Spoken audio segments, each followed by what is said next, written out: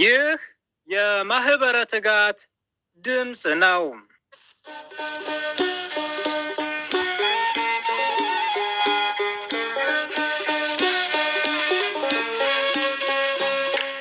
በስመ አብ ወወልድ ወመንፈስ ቅዱስ አሐዱ አምላክ አሜን። በቅድስት ኦርቶዶክሳዊት ተዋሕዶ ቤተክርስቲያን በድምቀትና በልዩ መንፈሳዊ ስነ ስርዓት ከሚከበሩ በዓላት መካከል አንዱ በዓለ ሆሳዕና ነው። ሆሳዕና የሚለው ሆሼዕ ነህ ከሚለው የዕብራይስጥ ቃል የተገኘ ነው። ሆሳዕና አድነን እኮ እባክህ አድነን ወይም መድኃኒትነት፣ መድኃኒት መሆን ወይም መባል የሚል ትርጉም ይይዛል። ሆሳዕና የጸበርት የዘንባባ እሁድም ይባላል። ሰላም ጤና ይስጥልን ውድ አድማጮቻችን፣ ትጋት የአባ ዮሐንስ የመንፈስ ቅዱስ ፍሬዎች እንደምን ሰነበታችሁ? የእግዚአብሔር ሰላም በያለንበት ከሁላችን ጋር ይሁን፣ አሜን። ይህ ተዘጋጅቶ ለእናንተ የሚቀርብላችሁ ዕለታዊ መንፈሳዊ ዜና መርሃ ግብራችን ነው። በዛሬው ዜና ተታችን የአብይ ጾም 8ኛ ሳምንት ሆሳዕና በሚል ይዘንላችሁ ቀርበናል። ከዜናው ጋር አብረናችሁ ቆይታ የምናደርገው እህታችን ቃል ኪዳነ ወለተ ሥላሴና እኔም ወንድማችሁ ፍስሐ ገብረ ሚካኤል በጋራ በመሆን ነው። እስከ መርሃ ግብራችን ፍጻሜ አብራችሁ እንድትቆዩ እየጋበዝኩ ወደ ዝርዝር ዜናው አልፋለሁ። በዓለ ሆሳዕና በቤተ ክርስቲያናችን ሊቃውንት ከዋዜማው ጀምሮ ሌሊቱን በማኅሌት እየዘመሩ የሚያመሰግኑበት ነው። ወደ ቅዳሴም ሲገባ ለየት ያለ ሁኔታ ዲያቆኑ ወደ ምዕራብ በር በማምራት መኳንንቱ ደጆችን ክፈቱ ሲል፣ ካህኑም በውስጡ ሆኖ በዜማ የምስጋና ንጉሥ እርሱ ማን ነው ይላል። ይህንንም ከተቀባበሉ በኋላ ዲያቆኑ ይህ የምስጋና ንጉሥ የኃያላን አምላክ እግዚአብሔር ነው ሲል፣ ካህኑም የምስጋና ንጉሥ ይግባ፣ የምህረት ንጉሥ ይግባ ይልና ዲያቆናቱ ወደ ውስጥ ዘልቀው ቅዳሴ ስርዓቱ ይቀጥላል። በዕለቱ ስለ ሆሳዕና በጥልቀት የሚነገረው የቅዱስ ጎርጎርዮስ ኤጲስቆጶስ ዘኑሲስ ቅዳሴ ይቀደሳል። እጅግ ልዩ በሆነው የሆሳዕና ዑደት ከዳዊት መዝሙር ምስባክ እየተሰበከ ወንጌል እየተነበበ ከጾመ ድጓውም እየተዜመ ይከበራል። ለጸሎተ ፍትሐትም ይከናወናል። ሆሳዕና ጌታችንና መድኃኒታችን ኢየሱስ ክርስቶስ አንቺ የጽዮን ልጅ ሆይ እጅግ ደስ ይበልሽ፣ አንቺ የኢየሩሳሌም ልጅ ሆይ እልል በይ፣ እነሆ ንጉሥሽ ጻድቅና አዳኝ ነው፣ ትሑትም ሆኖ በአህያ በውርንጫይቱም ላይ ተቀምጦ ወደ አንቺ ይመጣል። ትንቢተ ዘካርያስ ምዕራፍ 9 ከቁጥር 9 ተብሎ አስቀድሞ በነቢዩ ዘካርያስ የተነገረውን ትንቢት የፈጸመበት በአህያይቱና በውርንጫይቱ ተቀምጦ በታላቅ ክብር ወደ ኢየሩሳሌም የገባበትና ቤተ መቅደሱን ያጸዳበት ልዩ በዓል ነው። ሆሳዕና ከትንቢቱ በተጨማሪ ምሳሌውም የተገለጠበት ነው። በኦሪት የነበሩ ነቢያት ዘመኑ የጸብ ጦርነት ከሆነ በፈረስ ተቀምጠው ዘገር ጦር ነጥቀው ይታያሉ። በተቃራኒው ደግሞ ዘመኑ የሰላም የእርቅ የሆነ እንደሆነ በአህያው ተቀምጠው መነሳነስ ጭራ ይዘው ይታያሉ። የሰላም ንጉሥ የሆነው ጌታችንና መድኃኒታችን ኢየሱስ ክርስቶስ የተነገረው ትንቢት ተፈጽሞ የተቆጠረው ሱባኤ አልቆ የተመሰለውም ምሳሌ እውን የሚሆንበት ዘመን ደረሰ። ሰላም፣ እርቅ፣ ድህነት ሊፈጽምላችሁ ነው ሊለን በአህያና በውርንጫይቱ ተቀምጦ በብዙ አጀብ ታጅቦ በሆታ በእልልታ ወደ ኢየሩሳሌም ገባ። መድኃኒታችን ኢየሱስ ክርስቶስ እንዲቀመጥባቸው የቀረቡት አህዮች በአንድ ሰው ግቢ ውስጥ ታስረው ነበር። ጌታችን ከደቀ መዛሙርቱ ሁለቱን ከደብረ ዘይት አጠገብ ወደምትገኘው ወደ ቤተ ፋጌ ላከ። በፊታችሁ ወዳለችው ሀገር መንደር በሄዳችሁ ጊዜም የታሰረች አህያ ከውርንጫይቷ ጋር ታገኛላችሁ፣ ፍቱና አምጡልኝ ብሎ ላካቸው። እንደ ሊቃውንተ ቤተ ክርስቲያንም ትርጓሜም እነዚህ አህዮች ተሰርቀው የታሰሩ ነበሩ። እነዚህ አህዮች ባለቤታቸው ባልሆኑ ሰዎች ተሰርቀው እንደታሰሩ ሁሉ የሰው ልጆችን በምክረ ከሲህ ተታለው በእግዚአብሔር ላይ ያላቸውን እምነት አጉድለው ሕጉንም አፍርሰው ከተከለከለው ዕፀ በለስ በመብላት ለ5500 ዘመን በአጋንንት ቁራኝነት ታስረው የኖሩ ነበር። ጌታችንና በመድኃኒታችን በኢየሱስ ክርስቶስ ቤዛነት አምነን በሐዋርያት ስልጣን ከማሰረ ኃጢአት የምንፈታበት ዘመን መድረሱን ሊነግረን ሐዋርያቱን ወደ አህዮቹ ላካቸው። ሐዋርያቱ ወንጌል መንግስትን አስተምረው አሳምነው በተሰጣቸውም ስልጣን በኃጢአት ማሰሪያ የተያዘውን ዓለም እየፈቱ ወደ ክርስቶስ የሚያቀርቡ እውነተኞች መልእክተኞች ናቸው። አህዮቹን ፈተው ሊያቀርቡለት ሲሞክሩም አንዳች የሚቃወማቸው ቢኖር ምን ታደርጋላችሁ የሚላቸው ቢኖርም ጌታቸው ይሻቸዋል በሉ ያን ጊዜም ይሰዷችኋል ብሎ ነግሯቸው ነበርና እንደ ቃሉም አደረጉ። አህያይቱን ከነውርንጫይቷ ካመጡለት በኋላ ልብሳቸውን እያወለቁ በላያቸው ላይ ጫኑ። በምትሄድበትም መንገድም ልብሳቸውን አነጠፉ። የተቀሩትም የዛፍ ጫፍ እየቆረጡ በመንገድ ላይ ያነጥፉ ነበር። የዘንባባ ዝንጣፊ ይዘው ከፊት እየቀደሙ ከኋላም እየተከተሉ ሆሳዕና ለዳዊት ልጅ በእግዚአብሔር ስም የሚመጣ ብሩክ ነው፣ ሆሳዕና በአርያም እያሉ እየጮሁ ያመሰገኑ ነበር።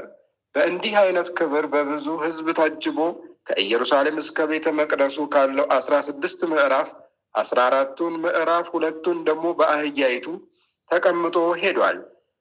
በውርንጫይቱም ተቀምጦ ደግሞ ቤተ መቅደሱን 3 ጊዜ ዞሯል። በእንዲህ አይነት ክብር መመስገኑ ሊቃነ ካህናቱን አላስደሰታቸውም ነበር። ከፍ ብለውም የሚያመሰግኑትን ሕፃናትን ጭምር ከማመስገን እንዲከለክላቸው ጠይቀውት ነበር። እርሱ ግን እንዲህ ብሎ መለሰላቸው፣ እነዚህ ሕፃናት ዝም ቢሉ እነዚህ ድንጋዮች ያመሰግኑኛል። በመጨረሻም ወደ ቤተ መቅደስ ገብቶ በዚያ የማይገባ ስራ ይሰሩ የነበሩትን አውጥቶ ተአምራትን አደረገ። ይህን ከላይ የተጠቀሰውን ታሪክ በማስተዋል ስንመረምረው እጅግ ጥልቅና ረቂቅ የሆኑ ምስጢራትን እናገኛለን።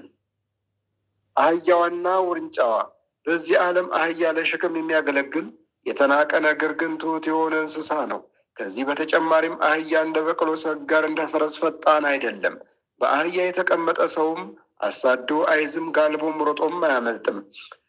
ተሸክሞ እንኳን በዱላ እየተደበደበ አህያ ጌታውን በቅንነት ያገለግላል። ጌታችን በዚህ ትሑት በሆነችው አህያ መገለጡ በትሑታን ለማደሩ ምሳሌ ነው። ራሳቸውን ዝቅ ያደረጉትን እርሱ በረድኤት ያድርባቸዋል። በዘባነ ኪሩብ አድሩ የሚኖር ጌታ የአህያን ጀርባ መረጠ።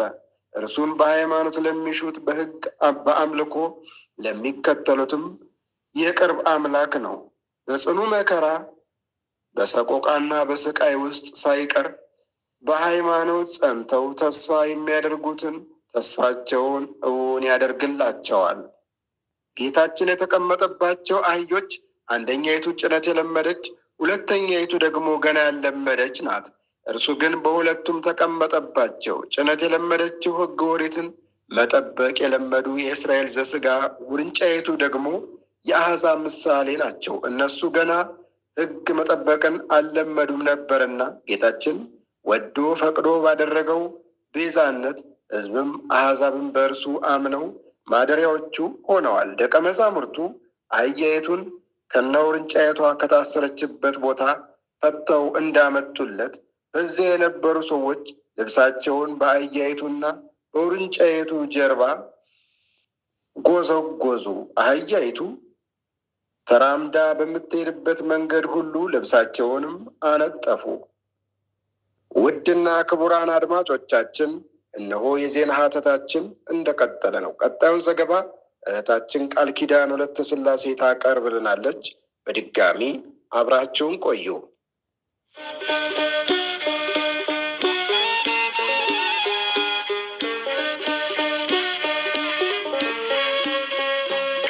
ይህም ምሳሌ ነው። ልብስ የውስጥ ገመናችንን ከታች ሸፋኝ ነው። አንተ ገመናችን ከታች ነህ ሲሉ ልብሳቸውን ጎዘጎዙለት። በሌላ በኩል ልብስ ክብር ነው፣ ያስከብራል። ያንን የሚያስከብረውን ልብስ አነጠፉለት። ክብራችን አንተ ነህ ሲሉ ክብራቸውን ዝቅ አደረጉለት። የተናቀች የነበረችው አህያ ጌታችን ስለተቀመጠባት ክብር አገኘች። የሰዎች ልብስ እየተነጠፈላት በክብር ሄደች። እግዚአብሔር በረድኤት ሲያድርብን ይንቁን ያንገላቱን የነበሩ ሁሉ ያከብሩናል። ቅዱሳን በዚህ ዓለም ሲኖሩ ብዙ መከራ ተፈራርቆባቸዋል። ዓለም ትቢያና ጉድፍ አድርጓቸዋል። ይሁን እንጂ በሃይማኖታቸው ጽናት፣ በምግባራቸው ቅናት እግዚአብሔር አድሮባቸው ሁሉ ያከብራቸዋል። አስጨናቂዎቻቸው ሳይቀሩ ይገዙላቸዋል። የዘንባባ ዝንጣፍ ጌታችን በሚያልፍባቸው የኢየሩሳሌም ጎዳናዎች ያጀቡት ሰዎች የዘንባባ ዝንጣፍ የዛፍ ጫፍ እየቆረጡ በመያዝ ያመሰግኑት ነበር። ይኸውም የደስታ የድል አድራጊነት ምሳሌ ነው። አብርሃም ይስሐቅን፣ ይስሐቅ ያዕቆብን በወለዱ ጊዜ፣ እስራኤል ከግብጽ በወጡበት ወቅት ዮዲት ሆሎፎርኔስን በገደለች ጊዜ ዘንባባ ቆርጠው ይዘው እግዚአብሔርን አመስግነዋል። ክርስቶስ በታላቅ ግርማ ወደ ኢየሩሳሌም እየገባ ስለነበር ደስታቸውን አዕጹቀ በቅልት ይዘው ዘመሩ። በላያችን ለዘመናት ነክሶ የነበረውን ዲያብሎስንና ስራዎቹን፣ ሞትንና ሙስናን፣ መቃብርን ድል ሊነሳ ጌታ መጥቷልና ደስ እያላቸው ዘንባባ ይዘው አመሰገኑት። ከፊት ከኋላ ያሉትም ድምጻቸውን ከፍ አድርገው ሆሳዕና ለወልደ ዳዊት፣ ለዳዊት ልጅ መድኃኒት መባል ይገባል፣ በእግዚአብሔር ስም የሚመጣ ብሩክ ነው እያሉ ዘመሩ።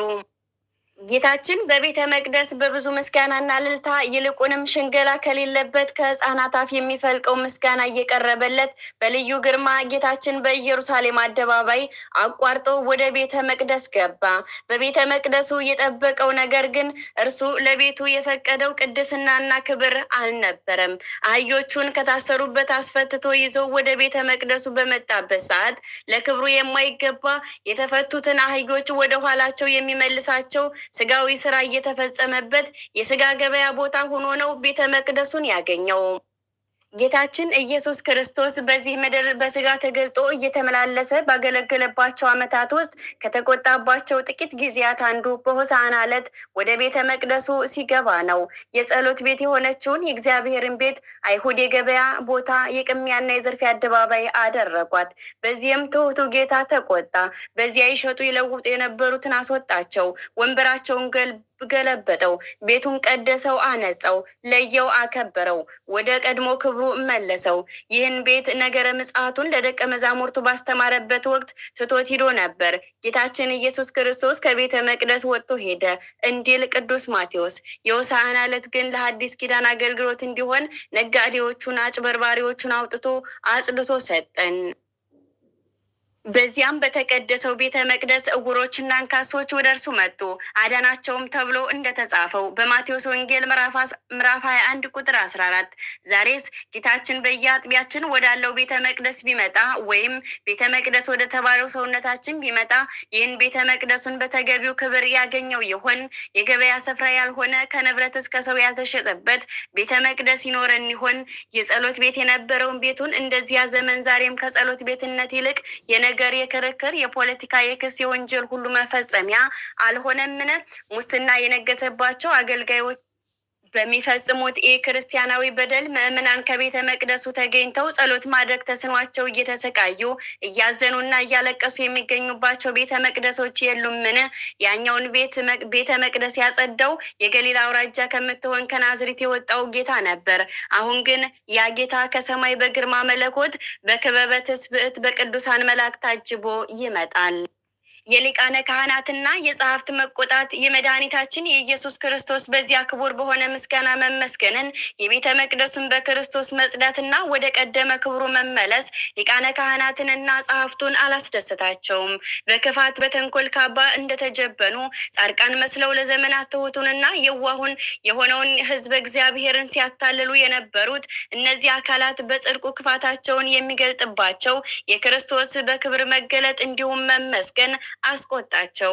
የእርሱ መገለጥና መመስገን እነርሱን የሚያሳንስ ክፋታቸውን የሚገልጥ መሆኑን ተረዱት።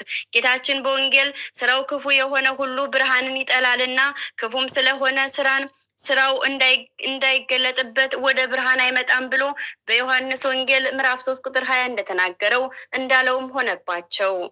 የክፎች የመጨረሻቸው ክፋት ክፉ መስራታቸው ብቻ ሳይሆን በጎ የሚሰሩትን ሰዎች በዓይናቸው እንኳን ለማየት አለመፈለጋቸው ነው። የቅኖች ደግነት፣ የመልካሞች በጎ ስራ፣ የትሑታን የተሰበረ መንፈስ ይረብሻቸዋል፣ ማንነታቸውን ያጎለዋል። እናም ጌታችን ሲመሰገን መስማት አልፈለጉም። ግን እኮ አመስግኑ ያላቸው የለም፣ አላመሰገናችሁም ብሎ የወቀሳቸውም የለም። ሕሊናቸው ቢረብሻቸው ሕፃናቱን ዝም አሰኝ ብለው ለክርስቶስ ነገሩት። የእነዚህ ደቀ መዛሙርት ምሳሌዎች ዛሬም አሉ። እግዚአብሔር ሲመሰገን፣ ሰው ንስሐ ሲገባ፣ ወንጌል የሚያስተምሩ እውነተኛ መምህራን ሲበዙ፣ ሰላም ሲሰፍን፣ አንድነት ሲጸና፣ ሕግ እግዚአብሔርን የሚያከብሩ ሰዎች ሲገኙ፣ ደናግላን በድንግልናቸው ሲጸኑ፣ በትዳር ያሉ ትዳራቸውን ሲያከብሩ፣ የመነኮሱ ቆባቸውን አክብረው ሲይዙ፣ የደህየው ሰርቶ ሲያገኝ ወዘተ ማየትና መስማት የማይፈልጉ አሉ። ሁሉም እንደነርሱ ሲሆን ማየት ይፈልጋሉ። ዓለም ሳይፈጠር ባህሪውን እያመሰገነ ምስጋናው ሳይቋረጥ የኖረውን ጌታችን ሕፃናት ለምን አመሰገኑህ ብለው ያላዋቂ ጥያቄ ጠየቁት። በዚያ ስፍራ ያሉ ዝም ቢሉ ምስጋናው የሚቋረጥ መስሏቸው፣ እርሱ ግን እነዚህ ሕፃናት ዝም ቢሉ እነዚህ ድንጋዮች ያመሰግናሉ አላቸው። ትቷቸው ሄደ። የታሰሩትን ፈትቶ ወደ ቤተ መቅደስ አስገብቶ ቤተ መቅደሱንም ባርኮ ፈውስ በረከት አሳድሮበት ተመስግኖበት ለዘላለም የሚመሰገንበት መሆኑን ለተቃወሙት አስረድቶ ሲያበቃ ትቷቸው ከከተማው ወደ ቢታንያ ሄደ። በዚያም አደረ እንዲል ሊቃነ ካህናቱንና ጸሐፍቱን ትቷቸው ሄደ። ክህነታቸው አለፈች። ያላቸውንን ክብር ሀብት ከሁሉም በላይ ደግሞ ቅንነት፣ ትሁት ልቦና ለነበራቸው ለሐዋርያት ተሰጠች። እግዚአብሔር በተለያየ መንገዶች ክብሩን አምላክነቱን ይገልጣልና የልቦናችንን በር ያንኳኳል፣ በቃሉ ይጠራናል። ተገቢውን ምላሽ በጊዜው ካልሰጠነው ትቶን ያልፋል። እነርሱን ጌታችን ትቷቸው ሄዷል። በ70 ዓመተ ምህረት ጥጦስ ከሮም ዘምቶ ቤተ መቅደሳቸውን አፍርሶ እነርሱንም መጥቶ ሀገሪቱን ወና አደረጋት። እኛስ ዛሬ ቢመጣ ወደኛ የሚያስገባው ከእኛ ጋር እንዲያድር የሚያደርገው በጎ መዓዛ ያለው ምግባር ይኖረን ይሆን? በአጠቃላይ በዓለ ሆሳዕና ደቀ መዛሙርት የታሰሩትን ለመፍታት የተላኩበት፣ አህዮችም ከእስራታቸው የተፈቱበት፣ አዋቂዎች ሲለጎሙ ሕፃናት ያመሰገኑበት፣ ጌታችን ቤተ መቅደሱን ያጸዳበት፣ እናውቃለን ባዮችን ግን ትቶ የሄደበት በዓል ነው። በዚህ ቀን አህዮቹ ከጌታችን የተላኩላቸውን ፈቺዎቻቸውን ደቀ መዛሙርቱን አላስቸገሯቸውም። እንደ ልቧ መቦረቅ የምትወድ ውርንጫ እንኳን አደብ ገዝታ ፈቺዎቿን ተከትላ ሄደች። እኛስ ከታሰርንበት ከክፋትና ከኃጢአት ሁሉ ማሰሪያ መች ይሆን የምንፈታው? ከእግዚአብሔር ዘንድ የተላኩልንን እውነተኞች አባቶቻችን ካህናቱን እናውቃቸው ይሆን? ለእግዚአብሔር ክብር ሳይሆን ለራሳቸው ጥቅም በቤቱ ያሉትን የእግዚአብሔርን አገልጋዮች የሚመስሉ ግን እግዚአብሔርን የማያውቁ አገልጋዮችን እናውቃቸው ይሆን? እንግዲህ እንደዚያን ዕለት ሰዎች ልብሳችንን ሳይሆን ልባችንን፣ የዛፍ ቅርንጫፍ ሳይሆን ራሳችንን በጌታችንና የእርሱ እውነተኛ አገልጋዮች በሆኑ በቅዱሳን ፊት ዝቅ እናደርግ። ለዚህም የልዑል እግዚአብሔር ቸርነት፣ የእመቤታችን የቅድስት ድንግል ማርያም አማላጅነት፣ የቅዱሳን ሁሉ ተራዳይነት አይለየን። አሜን።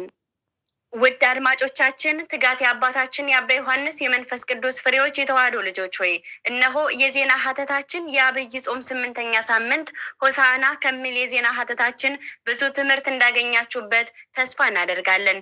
ዘወረደ ብለን ጀምረን ሆሳዕና ብለን እንድናጠናቅቅ ቸርነቱን ያላጎደለብን የአባቶቻችን አምላክ የእኛም አምላክ ልዑል እግዚአብሔር ክብርና ምስጋና ለገናና ስሙ ይሁን። በሰላም ለብርሃነ ትንሣኤው ያድርሰን። አሜን። በሃይማኖት እንድንጸና የአባቶቻችን አምላክ ልዑል እግዚአብሔር ይርዳን። አሜን። ሰላም ወስብሐት ለእግዚአብሔር ወለወላዲቱ ድንግል ወለመስቀሉ ክቡር። አሜን።